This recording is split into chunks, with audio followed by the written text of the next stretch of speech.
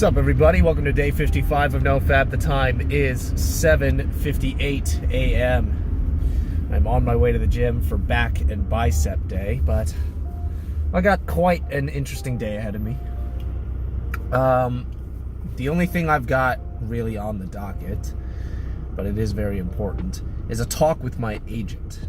And like I've said last vlog, or like 2 vlogs ago, he's a part of my team, and I'm talking about the management team that wants to take me on. So they're going to be, I'm basically adding more people to my team. And my agent needs, I think my agent should know. I mean, he doesn't have any power over whether or not I take this, whether or not I take on the management team, but I do want him to have a good, how do I say this, a good relationship with another team member that I'm bringing in. So I want them to work together really well, and I know how professional he is. I sort of have an idea of how professional this management team is, so hopefully my agent will be open to it. I think he's probably going to question like why I would want to get a manager, and the whole reason I would like to have a manager, I wouldn't say I need one, but I definitely want one for the sake of my career. You know, there's people that have gone through their career without getting a manager and they're fine, but I want a manager because I want to build a brand, and I don't know how to do that on my own because well, let's just say I'm not really savvy with social media. I don't know I don't know a whole lot of things, and when it comes to the industry, you know, I know a few things, but I don't fully understand what goes on in a management team. I don't know the goings on of the industry too well, and I need somebody to help me build a brand, really. I need somebody to help me with social media stuff, public relations, how to network, connect with other people. And the agent can get me jobs. I'm happy about that. I'm happy to have a commercial agent, but I want the connections that a management team can give me in helping me shape my career and moving me forward. Because right now, the step forward is unclear to me, because I want to be a serious actor, and right now I'm not there. I need somebody to help me out with that. You know, what am I missing? What are the next steps to take to get big? Because, you know, I need to, well, first of all, I need to get cast and stuff, but after that, I need to know how to make connections, because it's tough. It's tough not being able to make connections. And if you're just some nobody who's on set, you're not talking to anybody, you're just doing your job, and you leave, you miss out on an opportunity to talk with some of the cast, some of the crew, figure out what they're doing, how their careers are going, what they did, all that stuff. So I'm interested in seeing my agent's perspective on it. I know that's going to be a bit, I know that's going to be tough for him, because he's going to have to go through the manager, and then the manager is going to tell him, no, he's not going to do that, or, all right, I'll patch him through. It probably gets annoying for managers, or sorry, annoying for agents, but this is all just speculation. Either way, I'm looking forward to talking with my agent again, because I haven't spoken with him in a while, and just getting his opinion on it.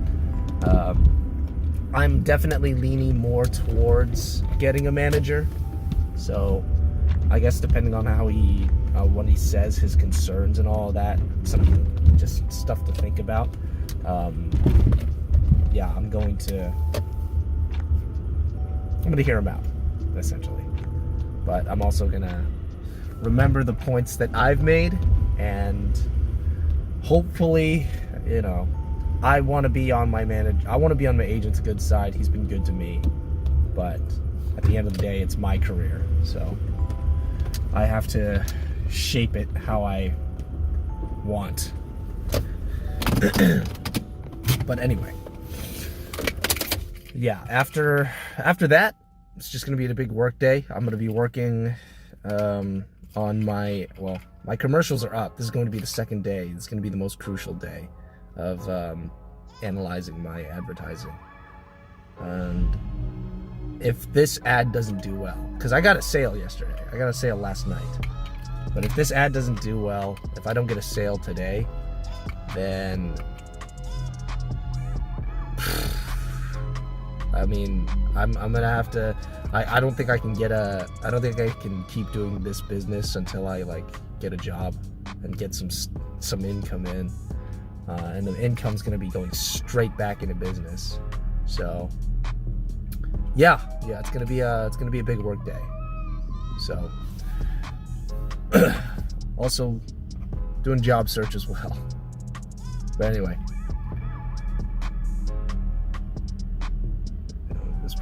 This person's kind of getting distracted. I am heading to the gym, back in bicep day. I will update you guys in a little bit, but for now, check out this workout.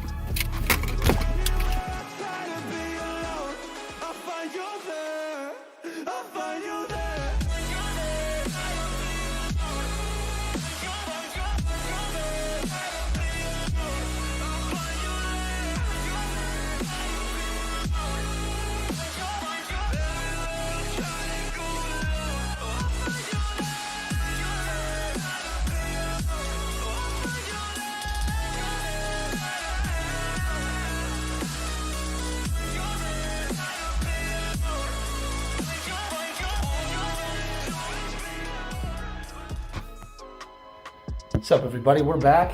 It is 9:37 p.m. Whew. I'm very tired right now. My eyes are really heavy. And, well, let's just get into it. So, I managed to tell a girl she was pretty at the gym, which is a lot easier than I thought it would be. Because I was just like, oh, jeez, you gotta approach somebody. None of the regulars are here. Just talk to her. And I hadn't seen this one around, so she was new, and she was definitely not in the mood to be approached. Well, not in the mood to be talked to. But I managed to do it. I went up to her, took off her earbuds. She took off her earbuds, and I was like, I just wanted to let you know, I couldn't leave this gym without telling you you're really pretty. She was like, oh, thank you. And then immediately put her earbuds back in. I was like, oh, well, there's the, she did not want to be bothered. So, either way, I'm happy about, at the very least, being able to do that. I went back home, made some food, and started working.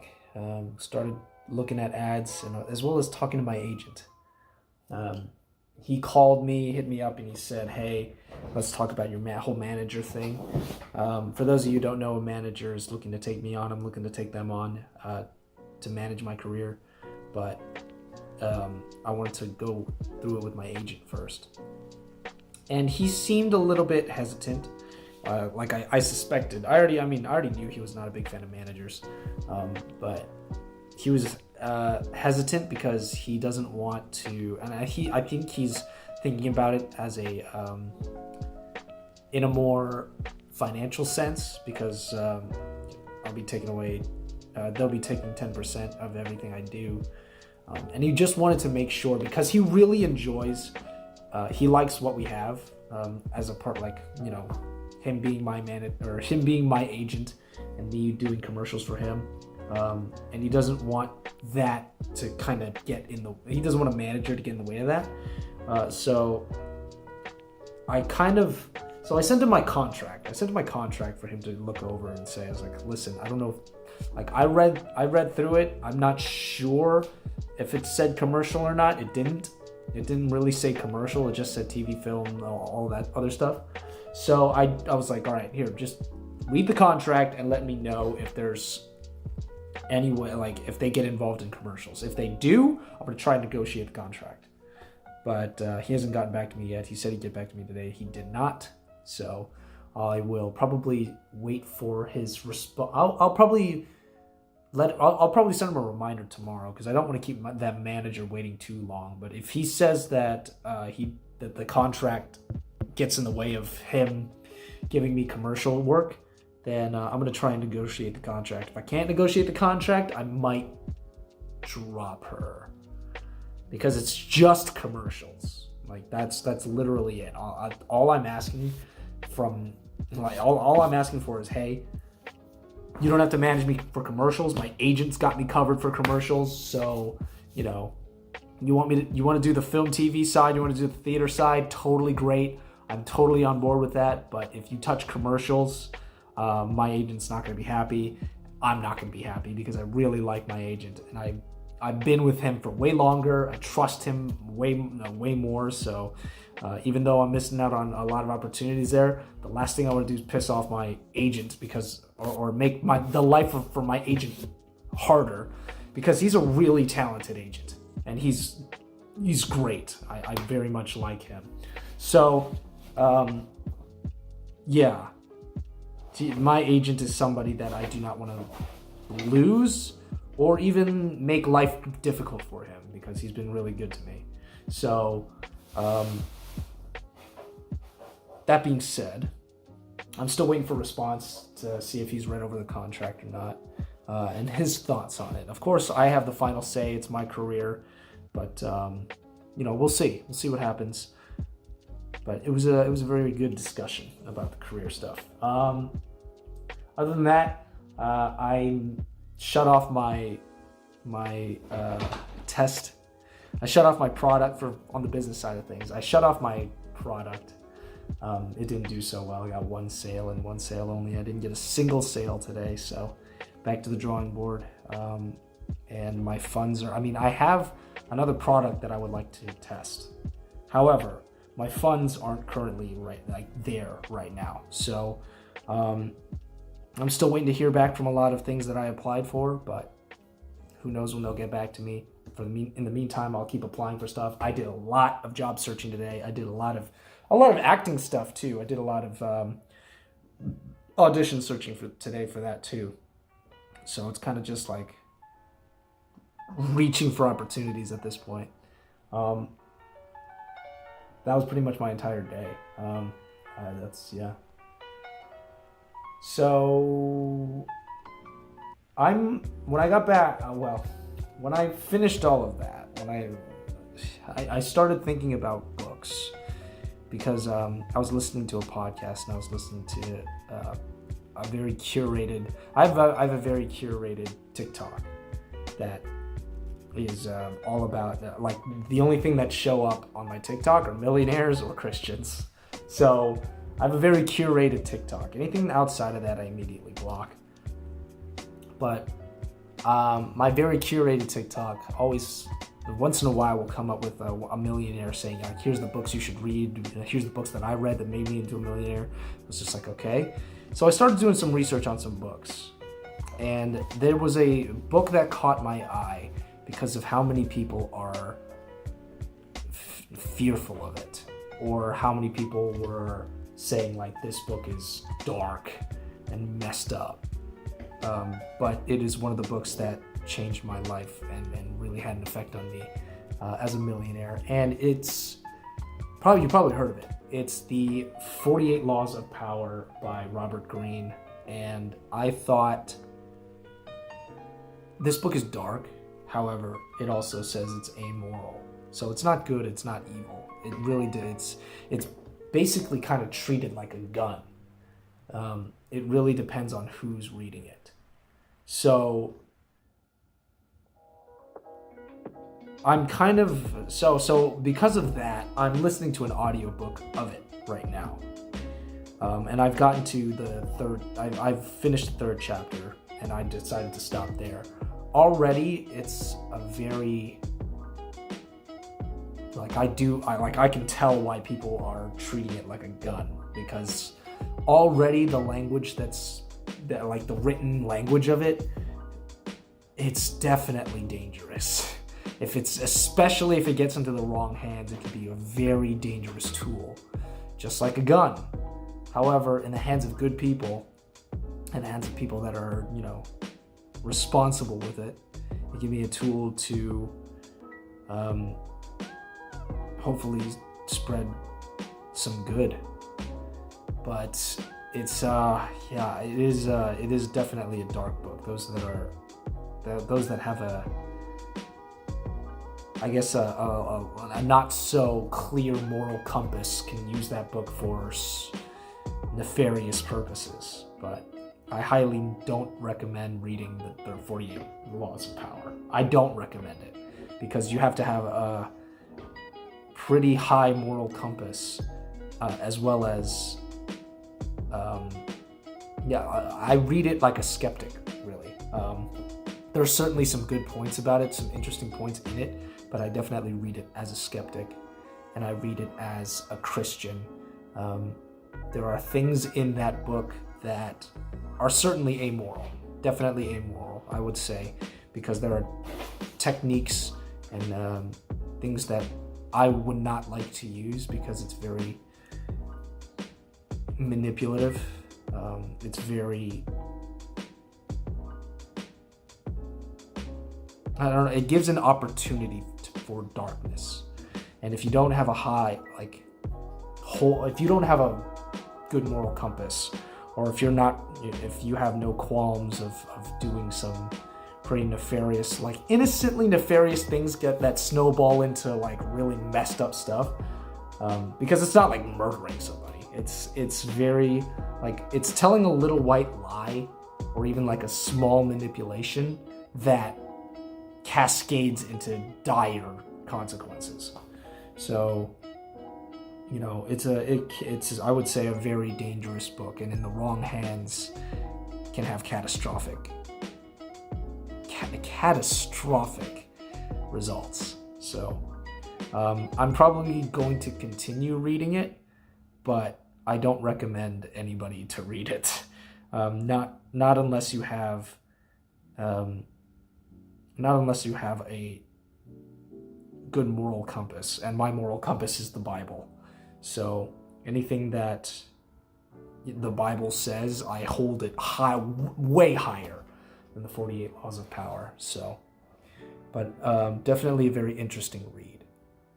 But yeah, I thought, maybe it's time for me to read something, and then I was just like, well, I don't have the money. Well, I do have the money to buy the book, but I found an audiobook for free online, so I'm like, you know what, I'll just listen to the audiobook. So yeah, that was my whole day. It was good. NoFap was a bit easy. It started getting a little difficult towards the end, but definitely reading the Laws of Power, really, the 48 Laws of Power, broke me out of that. It was good to concentrate on something. And I'm interested in reading more books.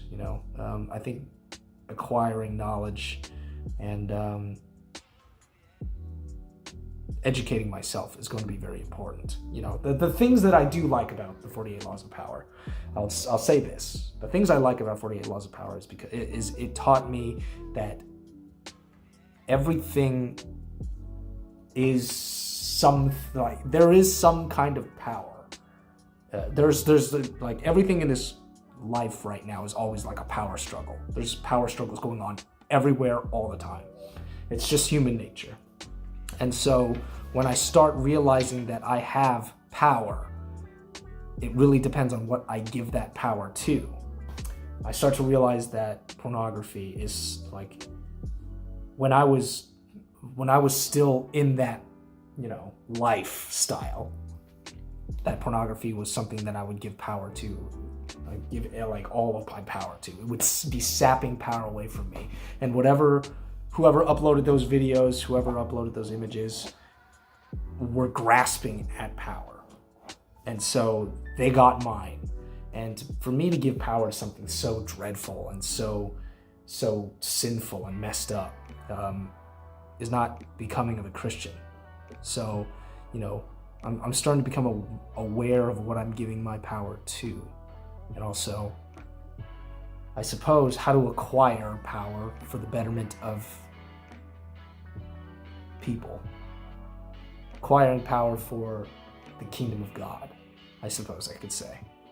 How do I do that, So how do I acquire power in a way that's ethical, in a way that's moral, according to the Bible? That's what I'm curious about. That's why I want to keep reading this book. So, that's just be careful who you give your power to. That's my advice for today. Be careful who you give your power to. So, let's get to your questions or comments. Mike, thank you for the agent and manager explanation. That was great how the guy from the art school Bible study wrote to thank you. Yeah, I wasn't expecting that.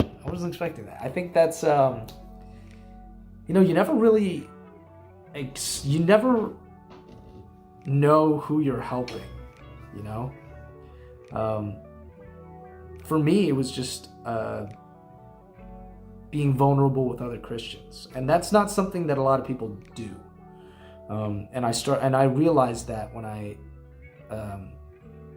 realized that pretty early on, when a lot of people really don't talk about their deep struggles, their deep shame, their deep guilt.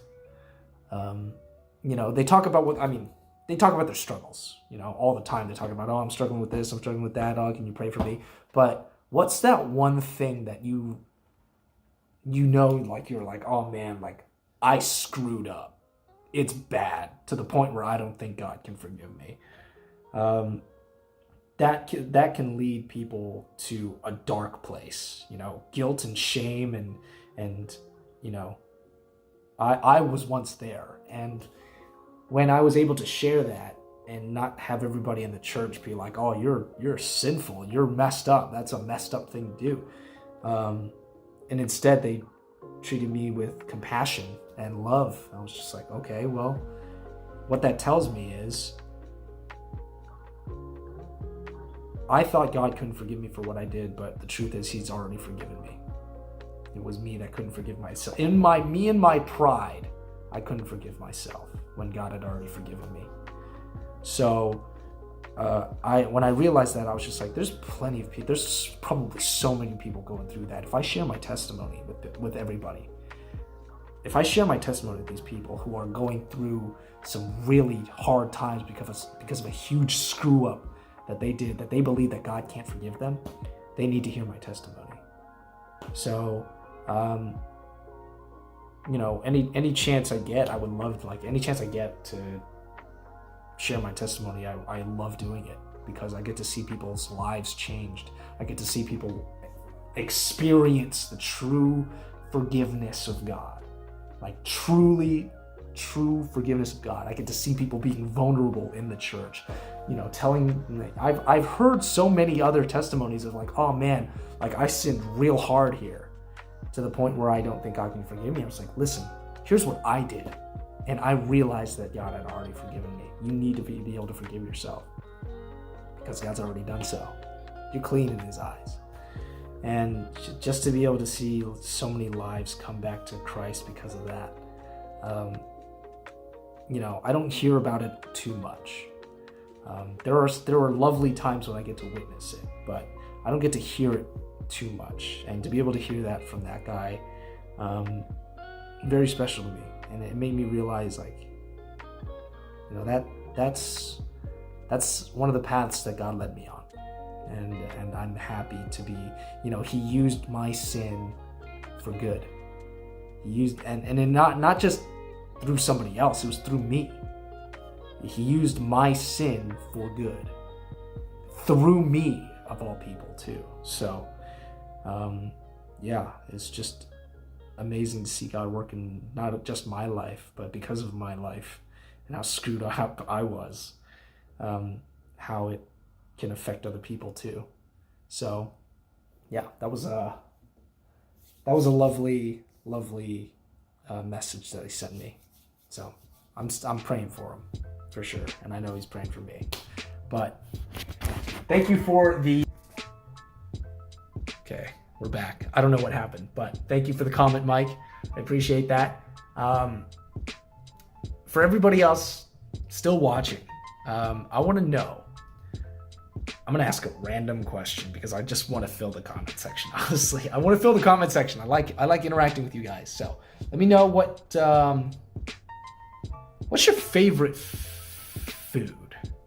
I want to know what your favorite food is. Let me know what your favorite food is. I'll start asking NoFap related questions eventually, but I want to know what your favorite food is. For me, ooh, it's tough. I'd say fried chicken or ramen. Nah, it's probably a cheeseburger. I'm gonna be honest. It's just a regular cheeseburger. I gotta be real. I could eat burgers all day. I like burgers. Burgers are amazing.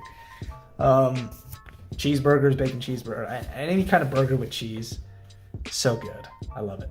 But let me know what your favorite food is. Fill up those comment section, and then I'd love to comment on it on the next video. But that's all I got for you guys today. I'm gonna get some sleep. I got a lot to do tomorrow. Hopefully a job comes through, but for now I'm gonna be pretty frugal. So I hope everybody's doing well on their NoFap journeys. Stay strong, stay focused. I'm with you guys. I know you guys are with me. I'll see you guys tomorrow. Peace.